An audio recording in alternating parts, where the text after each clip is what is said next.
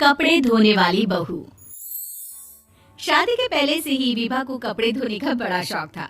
कभी नल के नीचे तो कभी तालाब के पास। अरे मेरी नीली वाली लुंगी नहीं दिख रही है। विभा की अम्मा, कहाँ रखी है लुंगी? अरे वो तो विभा ने परसों ही धोकर रखी थी आपकी अलमारी में। देखो वहीं होगी। वो ना मैंने आज धो दी, मुझे लगा कि गंदी हो गई होगी। अरे कैसे गंदी हो गई थी? उसे तो मैंने पहना भी नहीं। हे भगवान, इस लड़की के कपड़े धोने की आदत से परेशान हो गया हूँ मैं। जितना तो घर में राशन नहीं आता, उससे कहीं ज्यादा डिटर्जेंट पाउडर का खर्चा है। इसकी शादी करवा दो, शादी जाए अपने घर में ही करे काम, फिर चाहे घर के कपड़े धोने हो या पूरे गांव के। हाँ ठीक बोल रही हो, देखता हूँ मैं कोई लड़का। वो दिन भी आ जाता है जब विभा को देखने लड़के वाले आ जाते हैं। लड़की मुझे अच्छी लगी। होने वाली सास कहती है, बेटी अगर कुछ पूछना है तो पूछ लो। वैसे तो हमारी लड़की बहुत ही शर्मीली है, जो बोल दो वो मान लेती है, इसे क्या पूछना होगा। अरे कैसी बात कर रही हो माँ, मुझे इन लोगों के घर रहना है, सवाल तो कई है। हाँ हाँ बेटा, पूछ लो ना, क्या पूछना है।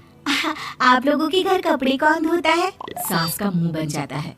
देखो, अगर तुम ये कहना चाहती हो कि तुम्हें कपड़े धोने नहीं आते तो सुन लो, कपड़े मैं ही धोती हूँ, लेकिन तुम्हारे आ जाने के बाद मैं रुमाल तक नहीं धोऊंगी। अरे चुप रहना भगवान, बहू बेचारी घर आई नहीं, उसे डराना शुरू कर दिया। वो क्या है ना बिटिया, अभी तक तो ये कल्लू की माँ ही धोती थी, लेकिन अब तुम्हारे पापा तो दहेज में वॉशिंग मशीन देंगे ही। तभी विभा की माँ बोल पड़ती है, सवाल भी पूछा तो क्या। वैसे भाई साहब, मशीन की तो फिर भी कपड़े धोने की कैपेसिटी होती है। मतलब जो बिटिया दे रहे हैं ना विभा, इसे कपड़े धोने का बहुत शौक है। ये आप लोगों की क्या, आस पड़ोस गांव मोहल्ले सबके कपड़े धो दे और उफ तक ना करे। बाहर देखा नहीं आपने कितने कपड़े सूख रहे हैं? सब हमारी बिटिया ने ही तो धोए हैं। बस भी करो ना माँ, शर्म आ रही इतनी तारीफ सुनकर। और तो और एक दाग निकाल कर दिखाओ तो मान जाओ। हाँ अच्छा, माफ करना बेटा, मैंने गलत समझा। हमें तो रिश्ता बहुत पसंद है। और ऐसे जुड़ जाता है रिश्ता कपड़े धोने का शौक रखने वाली विभा का। उसकी शादी हो जाती है कोयला फैक्ट्री में काम करने वाले कल्लू के साथ। शादी के बाद अचानक विभा चिल्लाती हुई सास के पास आती है। सासू माँ, अरे सासू माँ कहाँ है आप? ये तो धोखा है, धोखा दिया आप लोगों ने मुझे। इस ससुर के चक्कर के बारे में पता चल गया। अरे तो उसमें तुझे क्यों धोखा मिला है? अरे नल में पानी नहीं आता, कपड़े कैसे कब धुलेंगे? अच्छा, तू पानी नहीं आ रहा उसकी बात कर रही है। तो आपने क्या सोचा? कुछ नहीं। अच्छा, तेरी माँ ने कहा था कि कपड़े धोने का शौक है तुझे, याद आया मुझे। शौक बोलकर कपड़े धोने वाले मेरे जुनून को कम ना आके सासू माँ, कपड़ा धोना मेरा गुरूर है। तभी पति भी वहाँ आ जाता है। अभी मैंने इसे सनी देओल की फिल्म दिखाई है, उसी के डायलॉग मार रही है माँ। अच्छा सुन, साफ बता रही हूँ, पानी सुबह 4 से 6 और शाम को 10 से 12 आता है, समझी? विभा टाइमिंग सुनकर हैरान हो जाती है। ये क्या भूतों का मोहल्ला है? सुबह 4 बजे उठकर कौन कपड़े धोता है? 4 बजे टंकी में पानी जाता है, फिर सारा दिन धोना ना, किसने मना किया? अरे कैसी बात कर रही है? 200 लीटर की टंकी में कितने कपड़े धो लूंगी मैं? सुबह ही उठ जाऊंगी मैं। अब क्या था, विभा सुबह 4 से लेकर रात के 12 बजे तक कपड़े ही धोती रहती। एक रोज सास पड़ोस से निकलकर कहीं जा रही होती है कि साथ वाली कहती है, हाँ कल्लू की माँ, जरा ये बताओ कि 2 साड़ी है, 2 ब्लाउज और एक पेटीकोट और एक नाड़ी वाला लंबा कच्छा। हाँ तो? अरे तो क्या, कितना लोगी धुलाई ये बताओ। धोबन दिख रहे हैं हम क्या?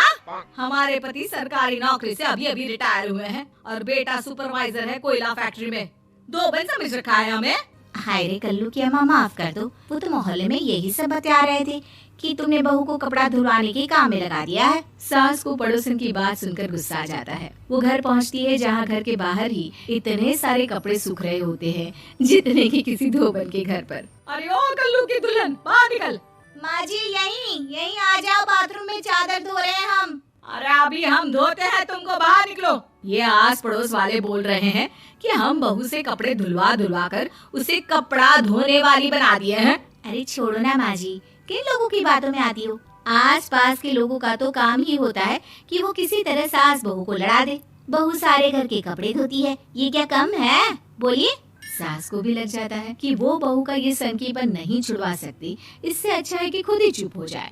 एक रोज सास और बहू मंदिर जाते हैं, जहाँ सास की साड़ी वहाँ खड़ी भीख मांगने वाली से मिलती है। माँ जी क्या बात है, आपकी साड़ी उस भिखारन से कितनी मिल रही है ना? हाँ हाँ देखो तो, दोनों की साड़ी मिल रही है। क्या बात है कल्लू की अम्मा, तुम खुद को तो अफसर की बीवी बताती हो और ऐसी सिंपल सी प्लेन साड़ी पहनकर घूमती हो। सिंपल और प्लेन नहीं है ये साड़ी। तो क्या सोने के धागे से फूल बने हैं? कुछ भी सासू माँ, कुछ भी। हाँ बने थे इस साड़ी में सोने के धागे से फूल। मेरे पति लेकर आए थे मद्रास से स्पेशली मेरे लिए 10,000 की। ताहे भाई साहब इस भिखारन के लिए भी सेम टू सेम साड़ी लेकर आए होंगे 10,000 की। सास उस वक्त तो कुछ नहीं कहती, लेकिन बहू के साथ घर आती है और अलमारी से एल्बम निकाल कर लाती है। ये साड़ी देख रही है, ये वही साड़ी है जिसे मैंने अभी पहना था। इस साड़ी में ये जो चमकदार फूल दिख रहे हैं ना, ये सोने के धागों से काटे गए हैं। लेकिन तू लोकल वॉशिंग मशीन ब्रश से घिस घिस कर सारे फूलों को निकाल कर साड़ी प्लेन कर दी। मुझे माफ कर दीजिए सासू माँ। और तो और, जब मैंने तुझे तेरी गलती के लिए कुछ नहीं कहा, लेकिन तूने तो सबके सामने मेरा मजाक ही बना दिया। क्यों? बहू को समझ में आ जाता है कि अब से उसका कपड़े धोना बंद।